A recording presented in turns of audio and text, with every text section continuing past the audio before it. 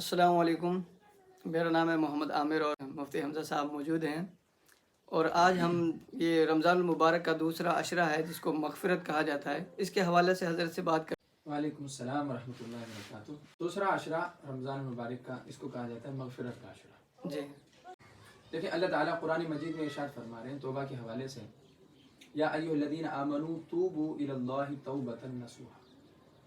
جی اے ایمان والو، اللہ سے توبہ کرو۔ کیسی توبہ؟ پکی توبہ۔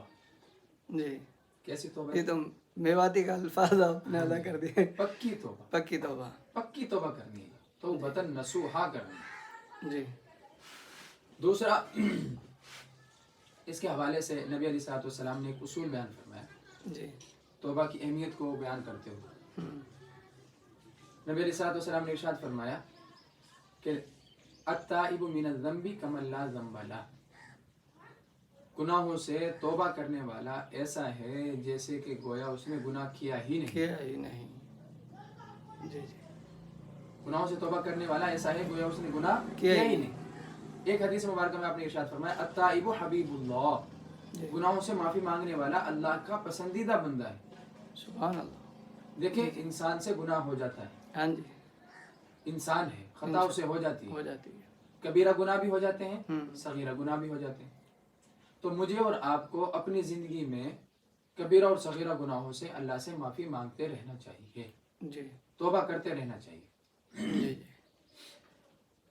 اسی طرح نبی علیہ الصلوۃ والسلام نے ارشاد فرمایا کل بنی آدم خطاؤون وخیر الخطائین التوابون، جی تمام بنی آدم خطا کار ہیں، سب سے گناہ ہوتے ہیں، سب سے خطائیں ہوتی ہیں، سب سے لغزشیں ہو جاتی ہیں، ہاں جی، لیکن بہترین خطا کار وہ ہے جو گناہ کرنے کے بعد توبہ کر لے، معافی مانگ لے۔ جی اسی طرح اللہ تعالیٰ نے قرآن مجید میں ایک اصول بیان فرمایا، جو آدمی گناہ ہونے کے بعد گناہ سے توبہ کر لیتا ہے، جی اس پر ندامت اختیار کر لیتا ہے، اللہ سے معافی مانگ لیتا ہے، تو اللہ تعالیٰ اس کے یکفر عنکم سیئاتکم، اس کے گناہوں کو بخش دے گا۔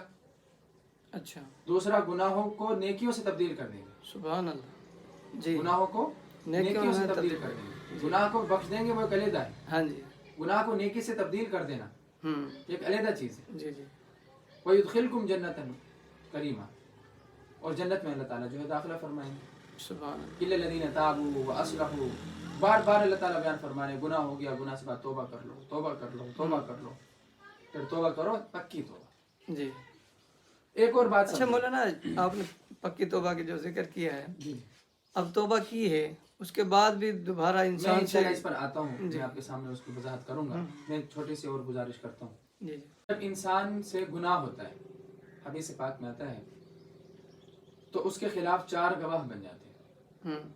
کتنے گواہ جی؟ 4 گواہ۔ نمبر 1، پہلا گواہ تو فرشتے، جی جو کرامن کاتبین ہیں، بالکل بالکل، لکھ رہے ہیں نیکیوں اور برائیوں کو، ہاں جی، یہ گواہ بن گئے۔ بن گئے۔ نمبر 2، دوسرا گواہ وہ زمین کا ٹکڑا جہاں پر گناہ کیا جا رہا ہے۔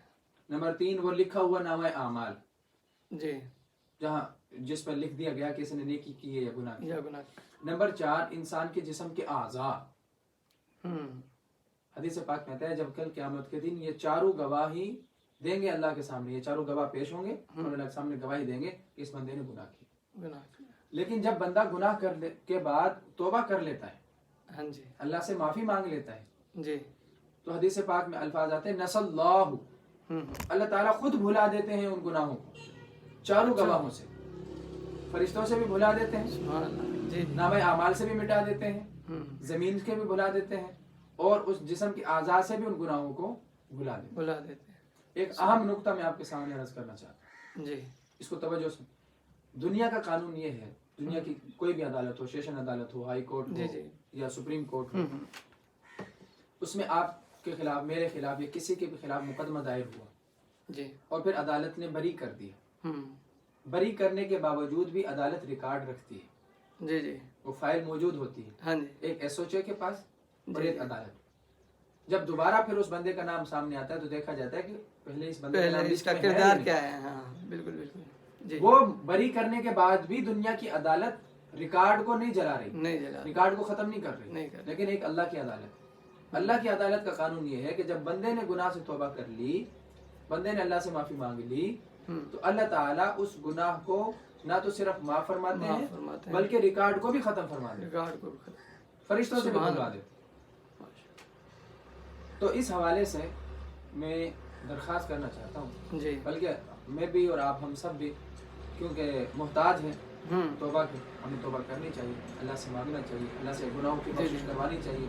عشرہ مغفرت چل رہا ہے، خوب اللہ سے معافی مانگیں، خوب گناہوں کی بخشش کروائیں، اور اللہ جو ہے حدیث پاک میں آیا نا جی کہ ہلاک ہو جائے وہ شخص رمضان مبارک میں، ہلاک ہو جائے وہ شخص جس کے زندگی میں رمضان آئے وہ اپنی بخشش نہ کروا سکے۔ اگر ہم رمضان میں بھی اللہ سے اپنے گناہوں کو نہ بخشوا سکے تو بڑی بدنصیبی کی بات ہے، بڑی جو ہے یوں سمجھ لیں بڑی بری بات ہے۔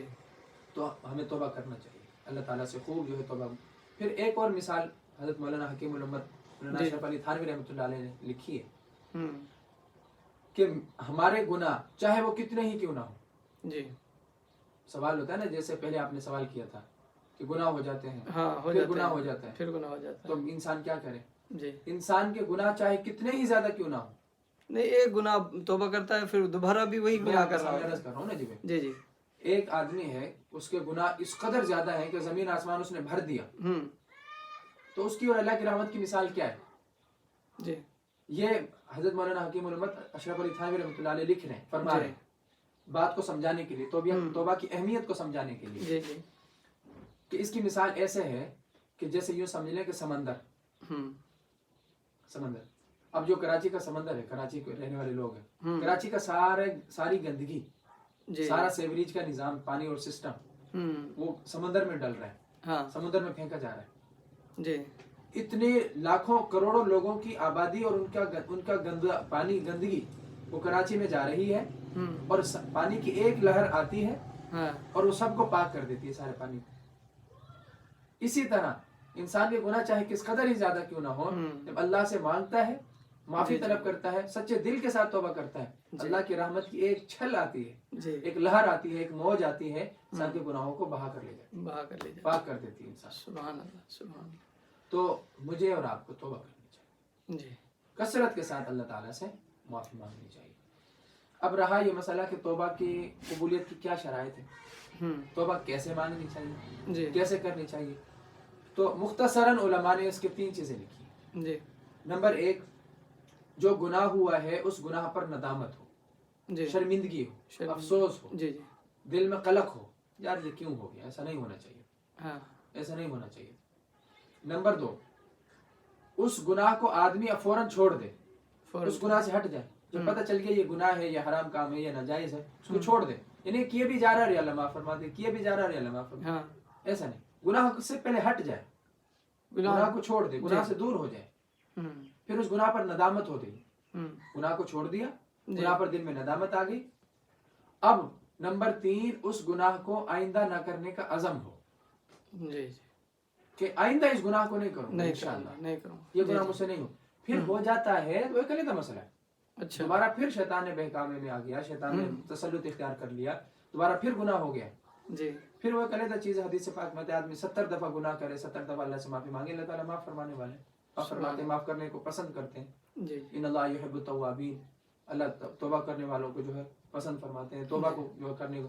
اللہم انک عفو تحب العفو، حدیث پاک میں دعا آتی ہے جو ہم آخری عشرے میں پڑھ رہے تھے، اللہ معاف کرنے کو پسند کرتے ہیں، تو یہ تو اللہ کو توبہ کرنے والا پسندیدہ ہے اللہ کے ہاں۔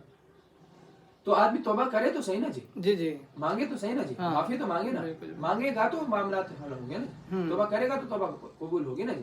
لیکن اس کے لیے 3 شرط، نمبر 1 تو اس گناہ کو چھوڑ دے فوراً، نمبر 2 اس گناہ پر ندامت ہو، افسوس ہو، یار ایسا نہیں ہونا چاہیے، اور نمبر 3 یہ ہے کہ اس گناہ کو آئندہ نہ کرنے کا عزم ہو۔ جب یہ 3 چیزیں پائی جائیں گی تو انشاءاللہ اللہ کے گھر سے امید ہے اللہ تعالیٰ ان گناہوں کو معاف فرمائیں گے۔ اور پھر اللہ تعالیٰ کیا فرما رہے ہیں، فَقُلْتُ اسْتَغْفِرُوا رَبَّكُمْ إِنَّهُ كَانَ غَفَّارًا يُرْسِلِ السَّمَاءَ عَلَيْكُمْ مِدْرَارًا وَيُمْدِدْكُمْ۔ اللہ تعالیٰ نے سورہ نوح میں سارا جو ہے بیان کرتی ہے، یہ آخری میں آپ کے سامنے عرض کر رہا ہوں۔ اللہ عزت چاہیے، مال و دولت چاہیے، اولاد چاہیے، بیٹے چاہیے، مقام چاہیے، مرتبہ چاہیے، پیسہ چاہیے، ہر چیز ہم اللہ سے مانگ رہے ہوتے ہیں۔ اللہ فرما رہے ہیں سارا ملے گا، نہریں کھول دوں گا، دریا کھول دوں گا، باغات لگا دوں گا، رحمتیں برسا دوں گا، بارشیں برسا دوں گا، اولاد میں اضافہ کروں گا، مال و دولت میں اضافہ کروں گا، عزت میں اضافہ ہوگا، جاہ و جلال اللہ عطا فرمائیں گے، مقام مرتبہ عطا فرمائیں گے۔ فقلت استغفروا، اللہ سے استغفار کرو، استغفار کرو، مانگو، گناہوں سے توبہ کرواؤ، اللہ تعالیٰ یہ ساری چیزیں عطا فرمائیں گے۔